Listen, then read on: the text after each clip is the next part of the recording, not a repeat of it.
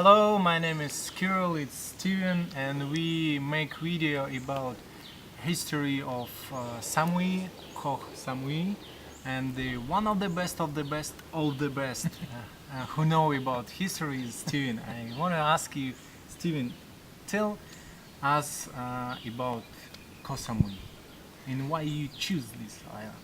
Yeah, if we start, since this will be the first movie, we start from the very beginning. Geography. Koh Samui is in the Gulf of Bangkok. The Gulf of Bangkok is belonging to the South China Sea, which in itself belongs to the Pacific. We are about 25 kilometers away from the mainland of Thailand. Mm-hmm. Koh Samui was discovered very, very early in the 70s by a person, names don't really matter, but sitting on an empty coconut boat, because about, and this is already the first number, 1 million coconuts are leaving this island every month towards Bangkok. 1 million coconuts? 1 million coconuts. And basically this person, he was sitting on an empty coconut boat, coming over here and discovered, please look around, this. There was not a house, there was not a hotel, not a resort, no infrastructure, no streets, nothing. And that was in the early 70s. And then there was a few developments in between, but really you could say the beginnings of tourism were in the end 20 years ago. Were in the end of the 70s. End of the 70s. Let's say there are not really numbers available now, but there were just a few hundred people coming and going. Basically backpackers living in little bamboo huts for 100 baht per night. $1 per night. I remember coming to Samui with my father first in the mid-80s, and getting a liter milk was a big adventure. So that was the early beginnings, mid-80s.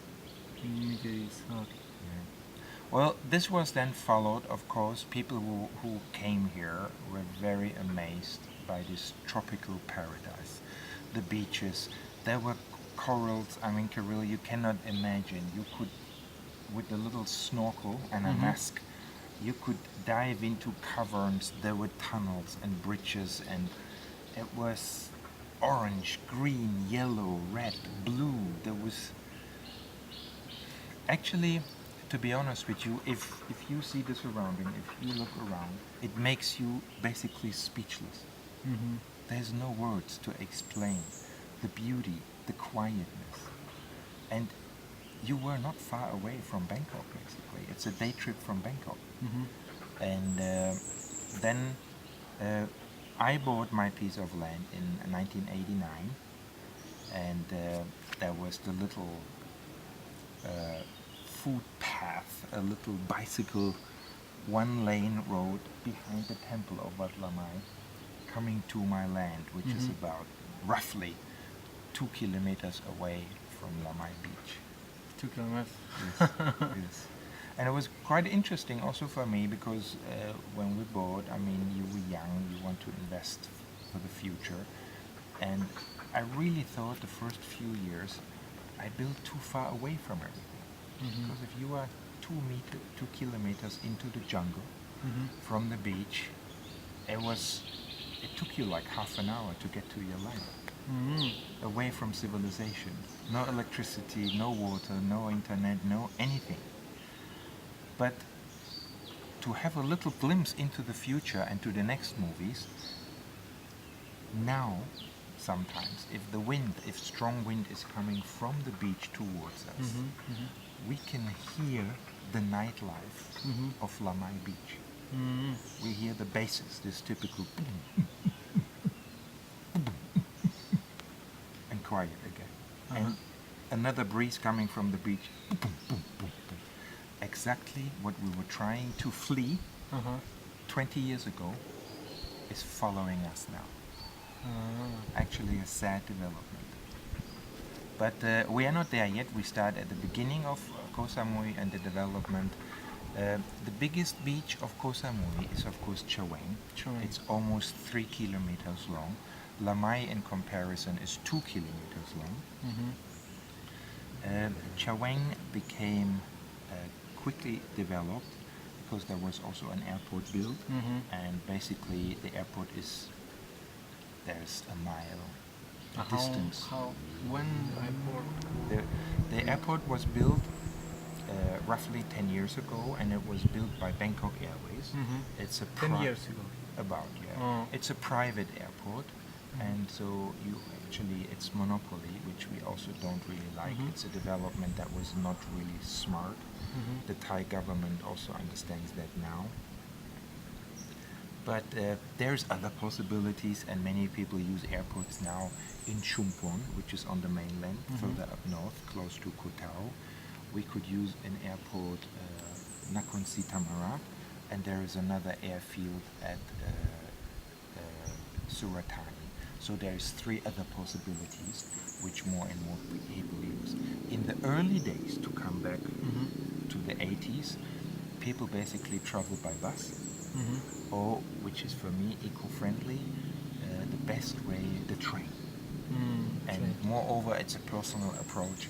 I love the night trains in Thailand. They're beautiful. You go into the train at 8, 9 in the evening. You have a little dinner in the restaurant train wagon there. And afterwards you go to bed and you wake up at 6, 7. But in Russian we Suratani. use train Yeah, lots of all times. the time, yeah, all yeah. the time. So Yeah, we want to something different. Which is, by the way, maybe a good point to always emphasize. If you come, wherever you come from, Russia or Europe, Australia, America, please use public transportation. Don't use planes so much. They're very, very bad for the environment. Try to be a little resistant to all this Western comfort. Try to help this country, because Thailand as a third world country is not going into a good direction concerning an eco-friendly approach to business, and we are very much focusing on it. The reason being is, if we do not start in the near future to run an eco-friendly business, there will be no business altogether. Yeah. And that would be very sad if we, foreigners, liking this paradise so much, destroy the very thing we like. That would make me very sad. Yeah. When did you first visit Samui? I came here When with your first step on island? yeah, I came here with my father in the mid-80s first, and we just loved it. I mean, we traveled all over the world very early with my family. We were in Paraguay, we were in Madagascar, which are also third world countries, more or less, a lot of jungle. But here, this being close to the mainland, and I mean 25 kilometers is really, it's nothing, and then coming to an uninhabited island. And by the way, around Koh Samui is another more or less 100 islands that are inhabited by nobody.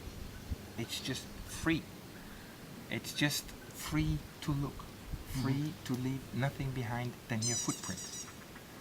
And yeah, it's just for us Westerners, I guess, a breathtaking event to see such an island without any infrastructure, no streets, no electricity. You basically can't go shopping because there are no shops here. Yeah?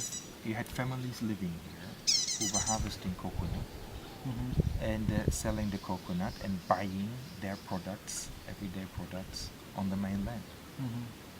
And I think this is anybody who read in his early childhood Robinson Crusoe. This is the feelings you have. You have a little bamboo hut, a little kind of a tent style to shade you from the sun, and that's it. Take it or leave it. I remember my father standing in the beach, in the water, up to his belly, shaving. Shaving? Yeah, yeah. And so I have never seen this before, this time. So, eco-friendly, we were all together. That was also very appealing for me. At this time I didn't speak Thai. there were people speaking a kind of a, what we now make jokes about, Tinglish. It was a kind of a ping-ding English. But you know, you basically, you understand each other with your heart. It might take a few minutes to actually understand what the person is saying. There's also mistakes and misunderstandings, but it makes you laugh, and afterwards you're like, oh, sorry that it took me so long. But you know, there was a kind of a togetherness with the Thais. A kind of, well, we sit on a lonely island in the middle of nowhere, let's do things together. Yeah. You know? If you start talking about Thai, could you explain where people who live in here, Thai, Yeah. where from? It's Well, from there- Koh Samui or Yes. another place? There were several developments. I read about that online, and I got a few travel guides. The Thai government basically is saying that the early settlements here were Chinese. If you look at the map, North Vietnam, South China, there is an island called Hainan Dao. Hainan Island is actually the Chinese Hawaii. People migrated down Vietnam, around Cambodia, and then make it across to Koh Samui. Yeah? So the early developments basically were Chinese. You could still see that if you go Hua Tanon, you drive around in the shops, you see Thai signs of what kind of products they sell, but above it are still Chinese symbols. Yeah? So great grandparents. But when Chinese New Year, We also have a Chinese celebration, and maybe we come back to this later, but here in Samui we celebrate New Year's 3 times. First the Western, yeah. Then we have a lot of Russians, so we have a house at Snovogodom. Snovogodom. Then in February we celebrate Chinese New Year. We also have thousands of Chinese people here because this is the only time when they have a holiday. And then, of course, in April, our famous water fight, the Songkran. Steve, tell me please relationship between religions. Yeah. Well, we just talked about the history a little bit of Samui. There was also a second kind of a immigration, however you want to call it, in Hua Tanon, which is not far here from Lamai. We have, they were described as sea gypsies, Muslims, which migrated not from China, from the north, down south. They came from Malaysia, up from the south. And now they settled in Hua Tanon. Wonderful also to visit. Fishermen, shells, fish, barbecue. They even have their own market. And you can tell it's a total different from this Buddhist majority. It's a different culture almost, so to speak. You know? So that was another migration. To come to religions as a focus, of course, Thailand is, I think, to 93-95% a Buddhist country. But we are here far deep in the south already. So being a foreigner, coming from a Christian roots, from a Christian background and perspective, you feel the Muslim influence. You have, I don't know how many percent, but here in Samui it's almost 10% now. We have in Hua Tanon also a mosque where Muslims gather. And what I like, and I am more or less an atheist in my approach, there is a kind of a togetherness here in Samui. Muslims are dealing with Buddhists on an everyday basis. Most of the tourists who come here are coming from a Christian background or Russians like an Orthodox background. There is no problem whatsoever.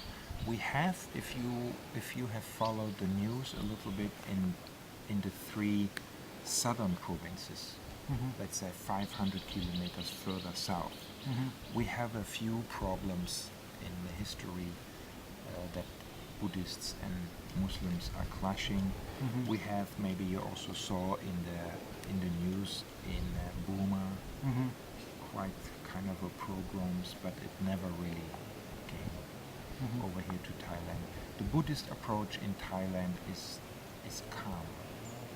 Thai people are not really interested in fighting, in conflicts, in confrontations. We don't like They were never good in this, and they never will. But do you know that Russian gonna build Russian church here? Yes, there is, and again, it's not very far from us. Actually, a couple of miles from Big Trees Village, there is an Orthodox church. It was kind of open, let's say a kind of a soft opening, a couple of months back. It's not totally finished yet, but maybe we should have one of the sessions at the Russian church. Yeah, because when we celebrate Russian,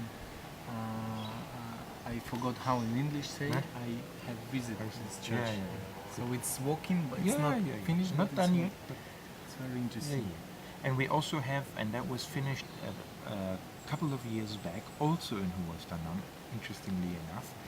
There is, as you leave Lamai and you come into Huastanan on the right hand side, we have a Chinese temple as well. Oh, it's cool. Yeah, so we got a mosque, we got 800 meters away a Chinese temple, and we have another 300 meters away an Orthodox church. Yeah.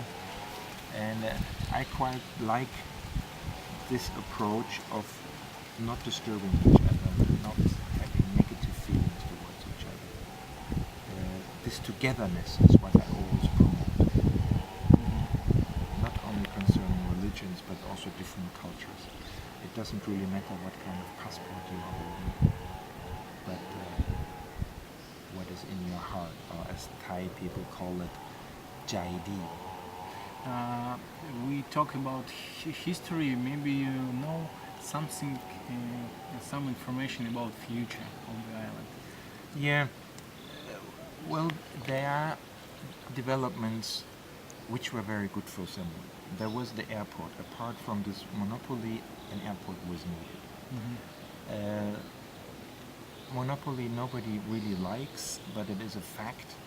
And we have other means of transportations to come to Koh Samui, so it's basically up to the individual how they approach or they come here. Ferry is a wonderful way to name a few. There's Raja Ferry, there's Citron. If you want to come with the high-speed catamaran, Lompraya is a beautiful way. If you look it up on your map, coming from Bangkok, taking a bus to Shumpon, from the bus in the high-speed catamaran, Koh Tao, Lampraya, wonderful to Koh Tao.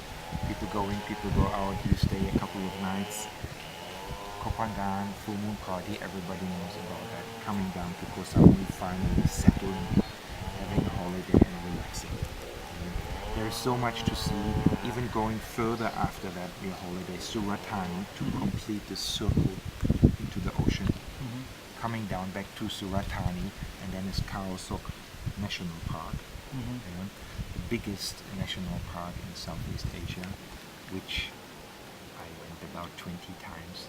And a couple of years back, I asked a tour guide with my little travel book. I said, look, this and this and this and this and this we have seen in the last 20 years. And he looked at me, he touched me, and he said, you have seen about 10%. Quite interesting. Steve, I know that you have 57 houses on Koh Samui, and you say me you stop enough. Yes. So I mean, ask you about future. Do you think the other businessmen develop island or not develop? It's lots of people say stop, or maybe his island will change in the future.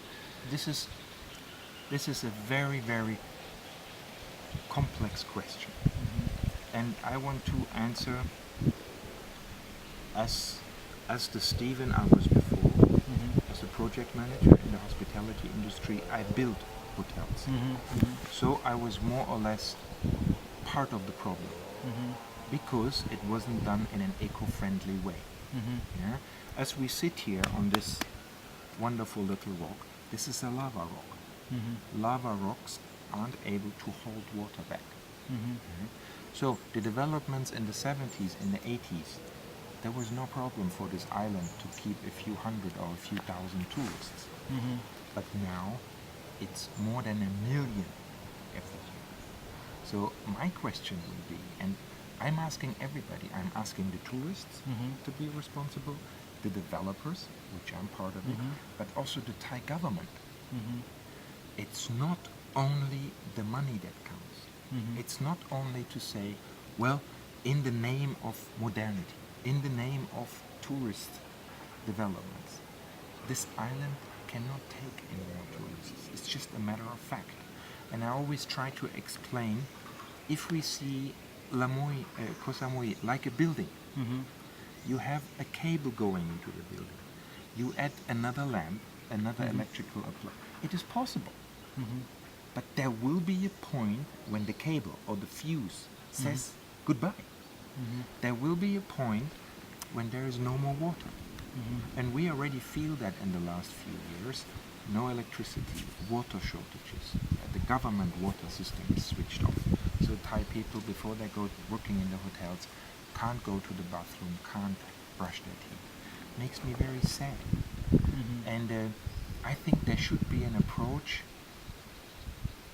Western developers and the Thai government should work hand in hand. My question is always, why are there no solar panels? It's now 40 degrees. Why are there no wind turbines? Why isn't that we build a dam inside the island and hold the water we have back?